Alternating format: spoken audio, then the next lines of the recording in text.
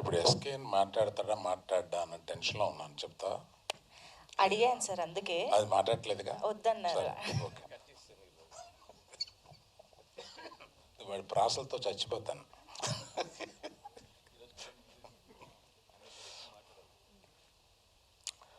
నేను ఇది ఒక పని మీద యుఎస్ వెళ్ళాను.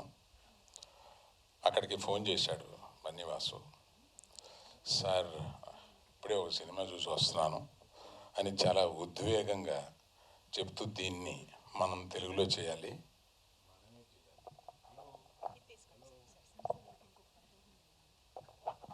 మనం చెయ్యాలి, మనమే చెయ్యాలి అన్నాడు.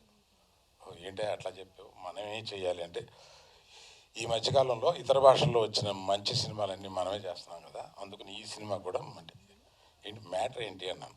అబ్బాయి అసలు మీరు సినిమా చూడాలి, సెకండ్ హాఫ్లో మనకి ఉద్వేగం ఒక 3-4 సార్లు వస్తుంది సార్, దీన్ని మనం రిలీజ్ చేద్దాం, రిలీజ్ చెయ్యి, ఆఖరణ brought to you by Bunny Vas అనేవా, నేను కూడా చూడలేదు కదా, మేము ఈ సినిమాని నువ్వు చూసి మన గీతాలో చేస్తే బాగుంటుందని అనుకున్నావు కాబట్టి అట్లా వేయనన్నాను.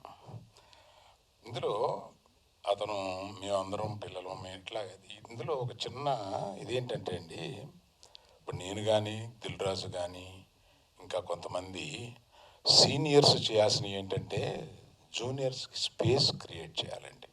మనంకా ఒక స్పేస్ క్రియేట్ చేయాలి, నెక్స్ట్ జనరేషన్కి ఒక స్పేస్ క్రియేట్ చేస్తే వాళ్ళు అందులో గ్రో అవుతారు. మన మీద అంతా ఆక్యుపై చేసేసి ఎవడో పైకి రాకుండా మొత్తం పేరు డబ్బు మొత్తం మనకు వచ్చేయాలి అనేది కరెక్ట్ కాదు త్వరలో అది. అందుకని నేను కూడా తెలివితేటలుగానే అది గ్రహించి పక్కన వాళ్ళందరికీ స్పేస్ ఇవ్వాలని అనుకుంటున్నా. అది కాకుండా నా యాటిట్యూడ్ కూడా అటువంటిది, పక్కన స్పేస్ ఇచ్చే యాటిట్యూడ్. మనం రాగానే ఈయన కలిపి ఒక ఫోటోగ్రాఫ్ తీసాం, దాన్ని ముందు ఎక్స్ప్లెయిన్ చేయాలి మీకు. ఎందుకంటే మాకు ఆయన సినిమా తీసి ఇంచుమించు సంవత్సరం అయిపోయింది, రిలీజ్ అయిపోయి సంవత్సరం అయింది.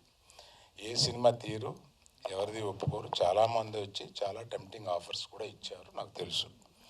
కానీ ఆ సినిమా రిలీజ్ అవ్వకముందు 2 సినిమాలు చేయాలన్న ఒక కమిట్మెంటు నాతో ఉంది. అంటే ఆ సినిమా రిలీజ్ అవ్వకముందే ఈయన ఒక గొప్ప డైరెక్టర్గా గ్రహించి నేను బుక్ చేసుకున్నాను. దాన్ని చాలామంది, నేను పేరు చెప్పడం అనవసరం, నా ద్వారా పైకి వచ్చిన వాళ్ళల్లో చాలామంది ఆ గీత దాటి వెళ్ళి చేసి ఉన్నారు, పర్వాలేదు. బట్ ఈయన నిలబడిపోయారు దానికి. ఎంతమంది ఏమి చెప్పినా నేను అరవింద్ గారి సినిమా చేసిన తర్వాతే చేస్తాను అనేది. అందువల్ల మేము ముగ్గురు నుంచున్న దాని ఫోటోకి అర్థం, ఈ సినిమా